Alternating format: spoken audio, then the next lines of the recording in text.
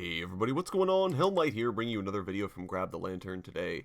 Today I wanted to talk about and speculate a little about Yone, as at this point it is all but assured that he is going to be our next champion, and also that he'll be coming fairly quickly. In fact, I would not be surprised at all if we got our full reveal for Yone either over this weekend or early next week, as I really do think that Riot are trying to line up the release of Yone and Lilia pretty quickly. They did mention they wanted to have another duo champion release sometime this year, and I do think Yone would make a whole lot of sense as the second champion to accompany Lilia. I don't see them trying to surprise spring another champion alongside Yone, so I think that is going to be our duo release for the year. Now, there's a lot to kind of talk about. We don't have a ton of information about really who Yone is, what he's going to be like in the game, and what we can really establish or know about him given what we've seen so far and what the leaks have shown.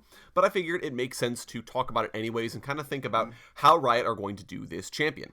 Now, first and foremost, if you are not familiar with who Yone is, he is an established character from League of Legends. He is actually Yasuo's brother. Now, when Yasuo was accused of killing his elder, a bunch of warriors essentially tried to hunt him down and bring him to justice, the most prolific of which was his own brother, Yone. Now, Yasuo obviously won that particular battle and killed his brother, and that is part of the reason why Yasuo's title is the Unforgiven. Now, with Yone coming back, it does seem a little weird that he would still be known as the Unforgiven, given that if he didn't actually kill Yone, does he still need to be unforgiven for that? But I'm sure we're going to learn more details about that in the future. We may see how Riot will continue to do Yasuo's story and hopefully preserve some of the thematic notes that people really do like about him. Now, obviously, Yone should be dead. And the question is sort of, how did Yone not die when very clearly he should be dead? We have a couple of clues about how this may have happened, though. The Spirit Blossom cinematic gave us some clues about it. Now, the Spirit Blossom cinematic, if you haven't seen it, was intended to be, judging by Rioters' comments on Twitter, it was intended to be more of a metaphorical journey for consider a grandmother telling the story to her children about this particular swordsman, his death, the things he saw in the other world, and what ended up happening to him, especially when he didn't follow the fox all the way to the good afterlife and instead found himself pulled back into the real world due to his unfulfilled regrets, his unfulfilled ambitions, and that allowed sort of a demon to exploit him and a demon to make use of that in order to gain itself purchase in our world as well. That does seem to be sort of the theming behind Spirit Blossom Yone and why Spirit Blossom Yone was able to sort of come back and continue fighting. Now, this may be the truth. This is sort of up in the air. I'm not sure if that is going to be the actual reason that Riot used for Yone's resurrection, though it certainly would work.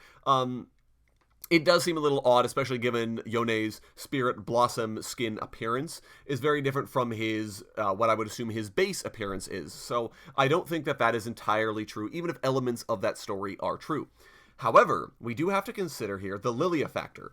Now, these are likely the paired champions like I talked about, which means that there has to be a reason for them to be paired together. And it is sort of an awkward pairing. You have this sort of very fragile deer skirmisher who outwardly has nothing to do with Yone whatsoever, and then you have Yone, who is this vengeful samurai who was killed, who has come back with demonic powers, ostensibly to try and get revenge on Yasuo, because he still believed Yasuo, at the time of his death, was the traitor who was the one who killed the Elder. Now, if we're trying to figure out how Lilia could possibly relate to this, and I'm sure other YouTubers have already done content on this, so you may go check out, especially I believe Necrit or TV Skyan will have other videos talking about how, the potential lore implications, but this is my 2 cents at the very least.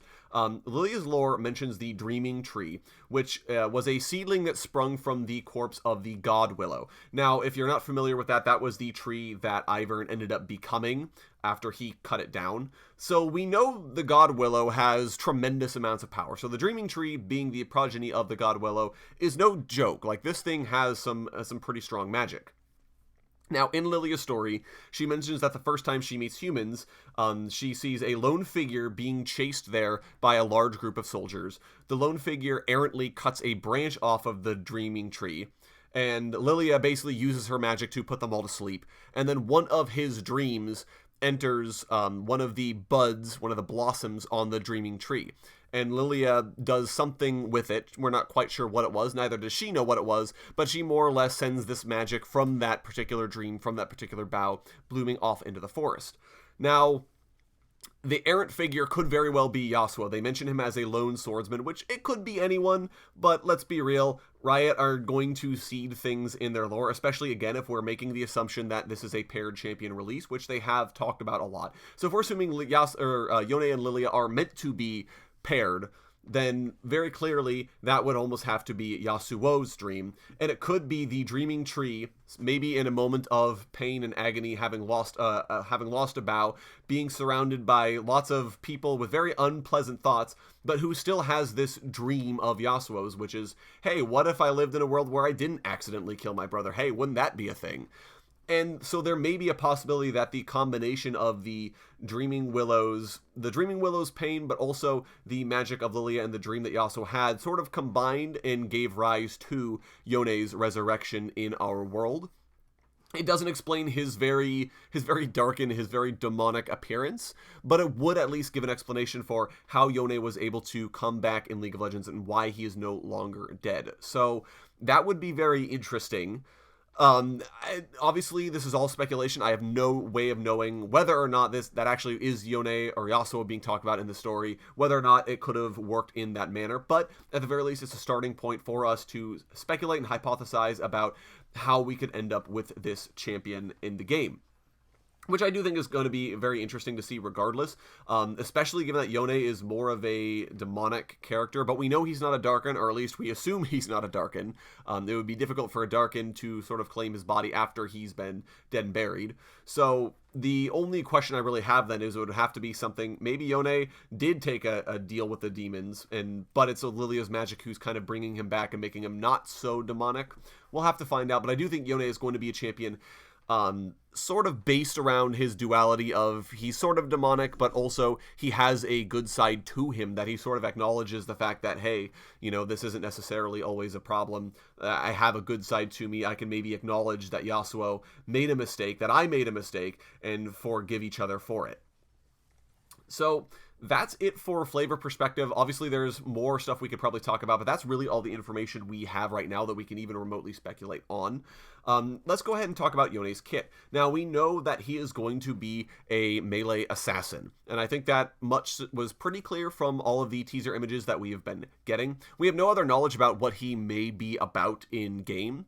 Other than that, we know he's going to be an assassin, but that does mean a few things for us. He's going to be fast-moving, he's going to have a high burst, but he should also have lower DPS. Now, I wouldn't be surprised if Riot gave him somewhat mediocre DPS, because, as with Yasuo, these are guys with big samurai swords. They want to be swinging them around as much as they can, so I wouldn't be surprised if he did have more reasonable DPS than other assassins. I would expect him to be kind of a mix of Yasuo and Zed in that regard.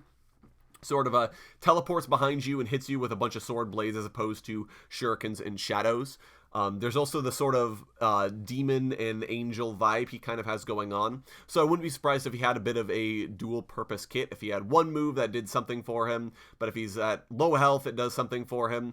Right, I can imagine some champions kits, especially like if you're familiar with the Battlecast trait in TFT, where the Battlecast trait heals or deals more damage if they're above half health, but heals them if they're on low health. I can see a mechanic like that being Yone's kit because of the sort of duality that champion has.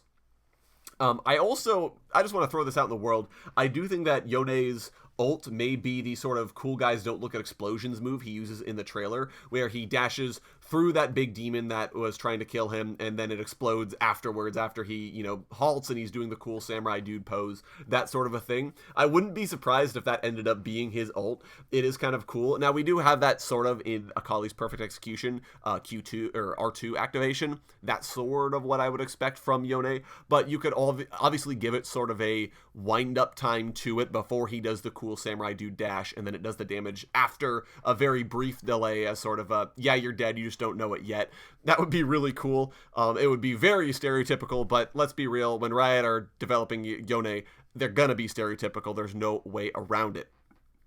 I would also expect at least one projectile on Yone's kit. I have no reason to believe this. Literally none, other than the fact that Yasuo can wind wall it, and Riot are going to want their kits to either play well together or to play well against each other. Sort of a duel between the brothers being lots of, samurai dudes dashing back and forth and hitting each other with swords and trying to go for the big ol' outplay that everyone expects out of these two champions, or that everyone at least would want out of these two champions. So I wouldn't be surprised, like I said, if there was some sort of projectile in the kit for Yasuo to be able to wind wall, so that way we can continue that cool samurai duel. But I have no reason to believe that, other than I think it'd be awesome. So we'll have to see if I am proven right or if I am just completely talking not knowledgeable at all. But let me know what you guys are thinking of Yone down in the comment section below, especially if you guys know any other way he might have been able to come back to life, what his lore might look like, and especially what his kit might look like. I would love to hear your guys' thoughts, especially if you guys are the kind of people who play champions like Yasuo or Zed, those sort of, go big or go home, high skill cap, cool guy champions. Would love to hear your guys' thoughts on their kits. If you enjoyed today's video, go ahead and leave a like, and if you really enjoyed today's video, consider subscribing. I upload a video just like this every Monday, Friday, and on patch days as well, and if you're looking for more Grab the Lantern content, make sure you go ahead and subscribe. Would love to see you guys joining up. Once again, thank you guys so very much for watching. I do appreciate it, and I'll talk to you all later.